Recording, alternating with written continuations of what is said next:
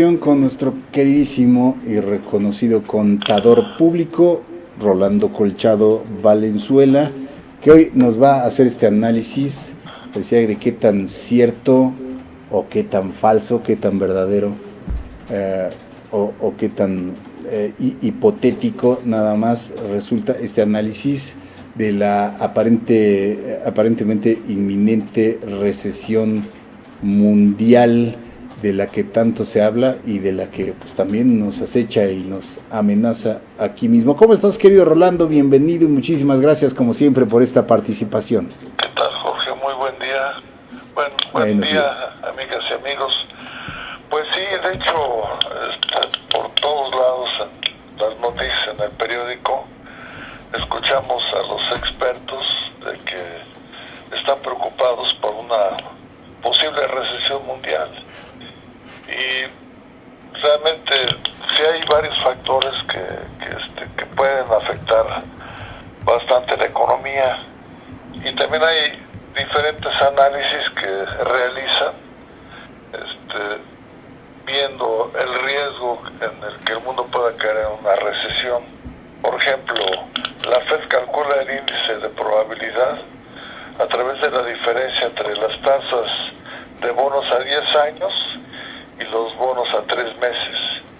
La Fed dice que cuando las tasas de corto son mayores a las de largo plazo, hay una probabilidad de que Estados Unidos entre en una recesión. Dice que de acuerdo con sus registros desde 1970, siempre que el indicador ha llegado al 30%, se ha producido una recesión. Hoy, según ellos, su indicador está en 31.5%. Y lo que más les preocupó es que la semana pasada las tasas de los bonos a 2 años rebasaron a las de los 10 años por primera vez desde 2007. ¿Qué otros indicios hay? Pues de que a partir del tercer trimestre del 2009 la economía había crecido sin tropezarse en los Estados Unidos, o sea, ha tenido un crecimiento constante, lo cual dicen que pues no es lógico porque la economía tiene ciclos. Por ejemplo, el mes próximo cumplirá 121 trimestres continuos de expansión, lo que representa el periodo más prolongado de su historia. De 1945 a 2000 hubo 11 ciclos de 54 trimestres. Ahora se ha duplicado ya con el tiempo que ha crecido la economía norteamericana. Otros indicadores relevantes son, por ejemplo, de que en Europa el crecimiento ha sido muy bajo, pero volviendo a Estados Unidos, en los últimos 2 trimestres el PIB ha tenido una caída de menos 1.9 y menos 1.2. También en Alemania el PIB se cayó el 0.1, en Gran Bretaña el 0.2, en Italia, con los problemas que ahorita tienen, quedó en 0% y en conjunto la zona euro únicamente ha crecido el 0.2%. Por otro lado, el crecimiento de China fue de únicamente el 4.8%, el más bajo de los últimos 17 años. Sin embargo, China no me preocupa y ya lo vamos a ver un poco más adelante en mi plática. Lo que está haciendo China es de que está reduciendo lo que es la transformación, porque contamina tanto el aire como los ríos y los mares. Entonces ahorita se está enfocando más hacia los servicios. Entonces realmente yo no siento que China tenga ahorita problemas económicos y menos la India. Pero ese es el enfoque de los expertos. Para mí, los expertos no visualizan de forma integral la economía. Entonces, a mí me gustaría hacer una retrospectiva de las principales crisis desde 1929 y cuáles fueron las causas que generaron esas crisis importantes. Empezamos con la gran recesión de 1929. ¿Ahí qué ocurrió? Pues de que se empezaron a desarrollar nuevos sistemas de producción automatizados a través de procesos en serie y productos estándar, con lo cual se incrementó muchísimo los bienes producidos. Pero ¿qué pasó? Pues de que las empresas tenían sus inventarios llenos de productos, pero no se estaban concretando a través de ventas. Entonces vino un gran problema de escasez de flujos y en 1929 vino una recesión. Si se fijan bien, el problema se originó por la escasez de flujos. Otro evento importante que afectó a nivel mundial fue lo que se conoció como la explosión de la burbuja en Japón en 1980. ¿Qué pasó en Japón? Pues de que Japón creció muchísimo, como les he comentado muchas veces, en base a que sus productos estaban muy baratos. Pero cuando se terminó el patrón oro, algún genio en finanzas, voy a investigar bien su nombre, se le ocurrió establecer la política monetaria de que la oferta y la demanda fijaran su tipo de cambio. Entonces, poco a poco, a partir del 71, se fueron encareciendo los productos japoneses. ¿Qué pasó? Pues de que tenían productos de altísima calidad, las empresas pues pedían prestado confiando en que su crecimiento iba a continuar, pero al momento de encarecerse empezaron a disminuir sus ventas y llegó un momento en que ya no estaban pagando sus créditos con el banco. Entonces vino un gran problema financiero en Japón y tuvo que intervenir el gobierno japonés para ayudar y recuperar su sistema financiero a través de un préstamo que hizo el gobierno de 600,000 millones de dólares. ¿Ahí qué pasó? Pues nuevamente vemos que es problema de liquidez, problemas financieros. Ahora vamos a ver la crisis financiera del 2008 en Estados Unidos. ¿Por qué se originó? Mis análisis son totalmente diferentes a los análisis de los expertos. Según los expertos, la causa de la crisis en Estados Unidos fue de que se solicitaron bonos que se le llamaba subprime y ninja, o sea, no intereses, no interest job asset, o sea que no tuvieran ninguna garantía, y ciertos bancos empezaron a prestar dinero a sus clientes para que ellos a su vez los utilizaran para compra de inmuebles. Pues ¿qué pasó? Pues que la situación en Estados Unidos se empezó a complicar y ya no pudieron pagar sus créditos. Entonces ellos dicen que la causa de la crisis en Estados Unidos se originó por esos bonos que fueron nefastos para la economía de Estados Unidos. Sin embargo, si vemos la gráfica 3, en la que aparecen unas barras de la crisis financiera. Ahí está, Rolando. Del 2008. Está en pantalla. Fíjense, en la parte de abajo que podemos ver, uno, lo que es la inflación acumulada, y abajo las tasas de interés. Pues como todos saben, los bancos viven de los intereses, o sea, pues sí, su negocio es prestar dinero y a cambio recibir una tasa de interés. Pero ¿qué ocurrió con Estados Unidos? De que Bush empezó a gastar como desesperado y llevó al déficit, saldo en cuenta corriente, a niveles altísimos, a más de 8,000 millones de dólares. ¿Eso qué originó? Pues de que simultáneamente se empezó a elevar la inflación. Miren, por ejemplo, en esa gráfica, a diciembre del 2007, la inflación en Estados Unidos fue del 4.1%, que para Estados Unidos es altísima, con una tasa de interés del 4.25%.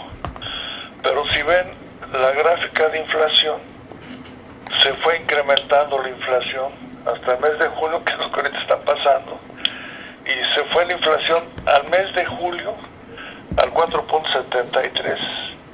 Pero vean las tasas de interés. estaban a 4.25, 3.30, 2.72, 2.35, 1.89. O sea, las tuvieron que ir bajando para que bajara la inflación. ¿Y eso por qué ocurre? Bueno, pues también he comentado que en el mundo hay dos tipos de países.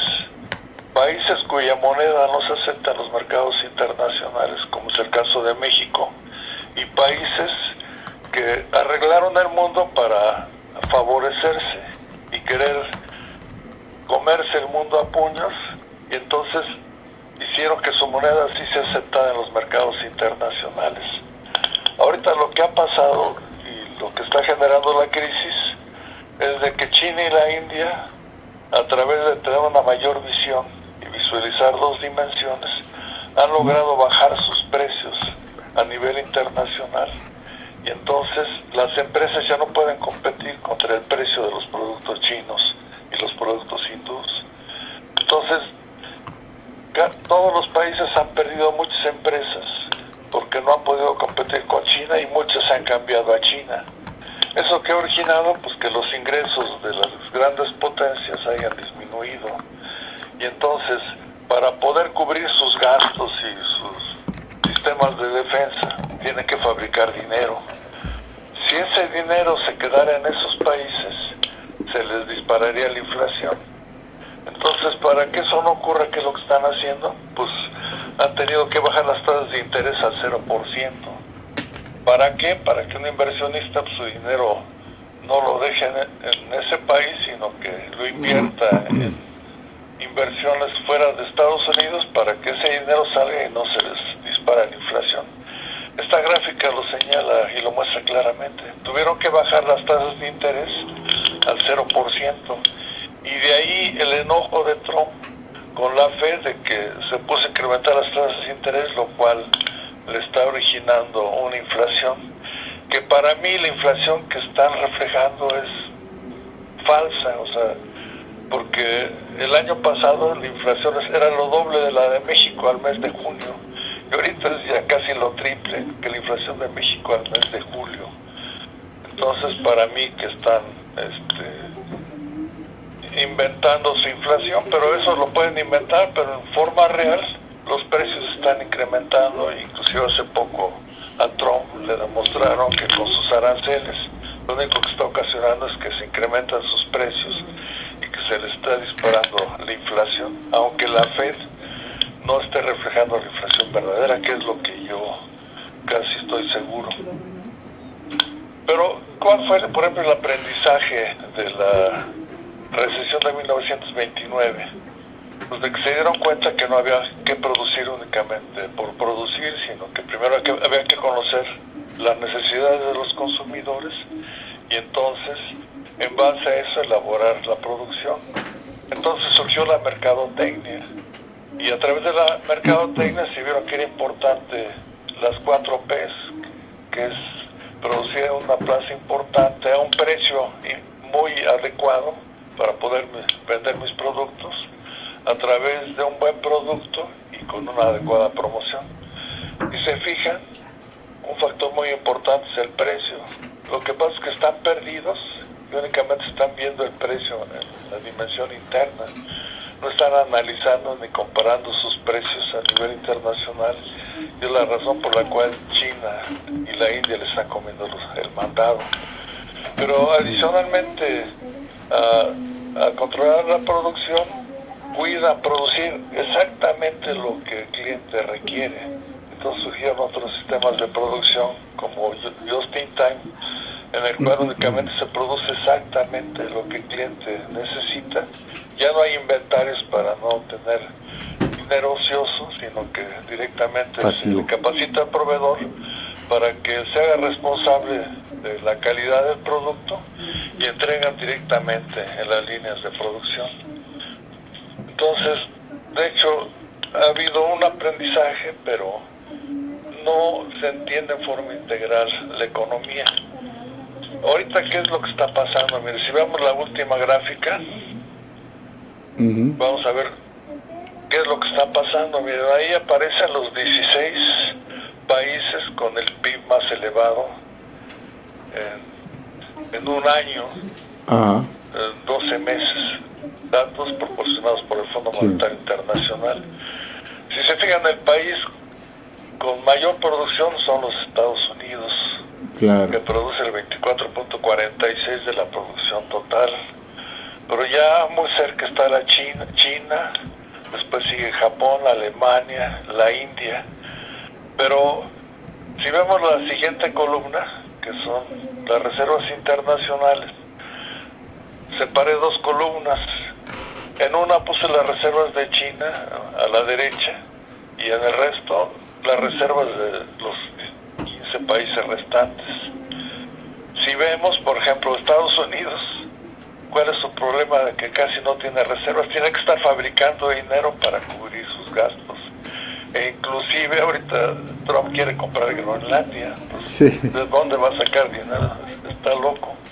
Japón también tiene importantes reservas.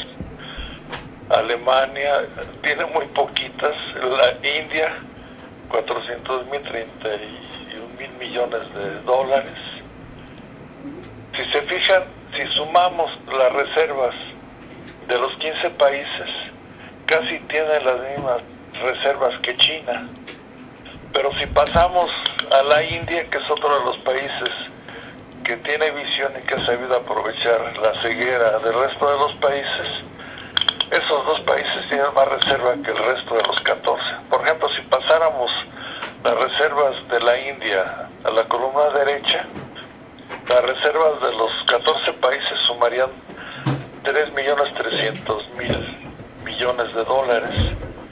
Y ya juntando la India y China, estamos hablando de 3.553.000 millones de dólares. Pero fíjense otro dato importante que nadie se da cuenta.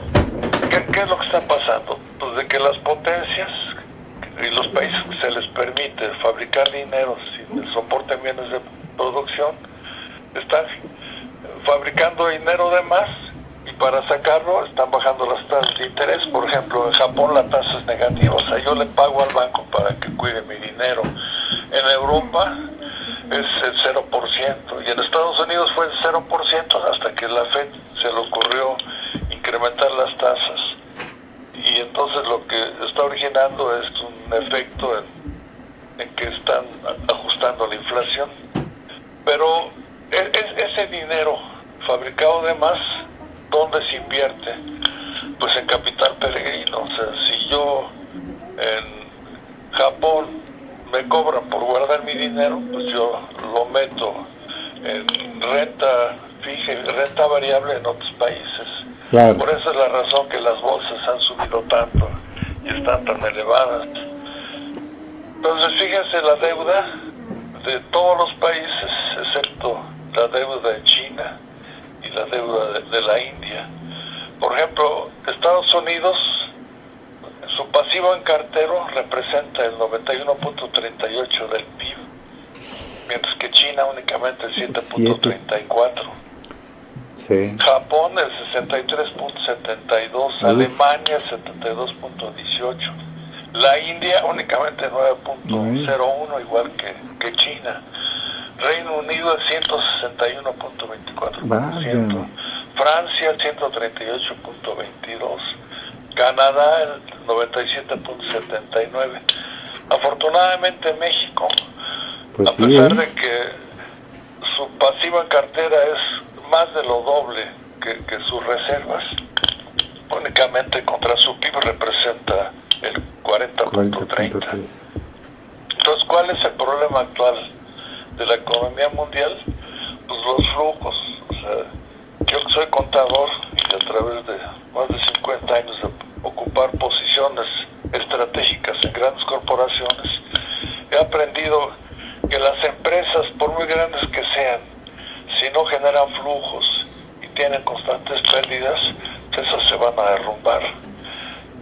Entonces, vean en cifras realmente cuál es el riesgo de la economía mundial, de que los países están muy empasivados con dinero falso que han estado fabricando para tratar de cubrir sus gastos. Otra burbuja que está por estallar. Que puede explotar.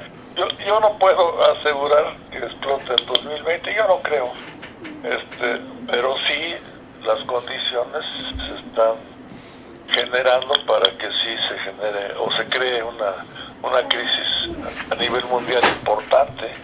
Y claro. aquí lo que habla son las cifras, o sea, nada que si nada más los Estados Unidos y que si las tasas a largo y a corto plazo son mayores las tasas a corto plazo que largo, ya va a haber recesión. No, aquí los grandes problemas económicos en el mundo y todas las devaluaciones se generan por falta de liquidez, falta de divisas. Entonces los países escasean sus divisas y se vuelve un bien muy escaso que aumenta mucho de valor la divisa y por eso vienen las devaluaciones. Pero con las devaluaciones se ajustan los precios y las economías se empiezan a recuperar, mientras que las grandes potencias económicas no tienen esa gran ventaja. Pero en fin, esta es mi visión de lo que es la economía a nivel mundial y los riesgos, implicaciones y las verdaderas causas por las cuales se generan los grandes conflictos económicos. Interesantísimo, como siempre, mi querido Rolando, este análisis que haces a profundidad sobre los números, desde luego, y bueno, también podríamos decir que igual lo que amortigua, lo que previene estas situaciones es que de alguna manera también la economía, si hablo como algo etéreo en general, ha aprendido a amortizar o a paliar este tipo de situaciones extremas. Por ello mismo, lo que tú dices, o sea, quizá no sea tan inminente una situación como esta. Alemania está tomando medidas, ¿no? Canadá, Estados Unidos, China misma, ante ello. Entonces, pues es probable que esta situación se siga sobrellevando por algún tiempo, aunque más temprano que tarde seguramente pues se darán estos escenarios nuevamente mientras no se cambien los estamentos, los parámetros básicos de pues este intercambio de flujos, como dices, querido Rolando. Pero fíjate, yo veo una cosa bien curiosa, Jorge. Por ejemplo, la vez que hice la analogía de la llegada del hombre a la luna, comentaba de una cultura como los mayas, que era una cultura que únicamente no visualizaba únicamente la Tierra, sino que visualizaba el entorno, el universo, y prueba de ello, a ver si en septiembre, que es pues, el festejo de la independencia de México, voy a analizar su pirámide Kukulcán, lo maravilloso que es esa pirámide y cómo está relacionada con el universo. Entonces ellos no nada más visualizaban como se visualizaba en el viejo continente un mundo plano, ellos visualizaban diferentes dimensiones y su conexión de la Tierra con el universo. Pero esas grandes culturas, estoy hablando de Estados Unidos, de Francia, Alemania, Italia, que fueron culturas que desarrollaron mucho el aspecto militar, conquistaron a pueblos con una visión más amplia, pero no aprovecharon sus conocimientos, sino que los aplastaron y pusieron encima su cultura. Esos grandes países, a través de la Primera y la Segunda Guerra Mundial, crecieron muchísimo, fueron potencias económicas, pero se nota su falta de visión o su visión plana.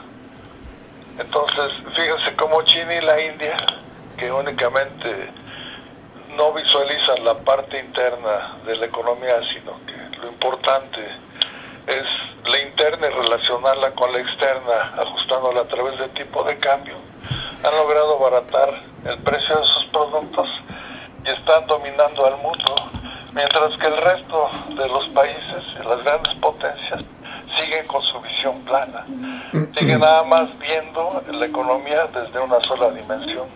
Eso lo voy a ir explicando poco a poco. O sea que les falta visión, a pesar de que desarrollaron grandes inventos, llegaron a la luna. Ahorita quien está desarrollando y poniendo en prueba todos los estudios que ellos desarrollaron son China y la India.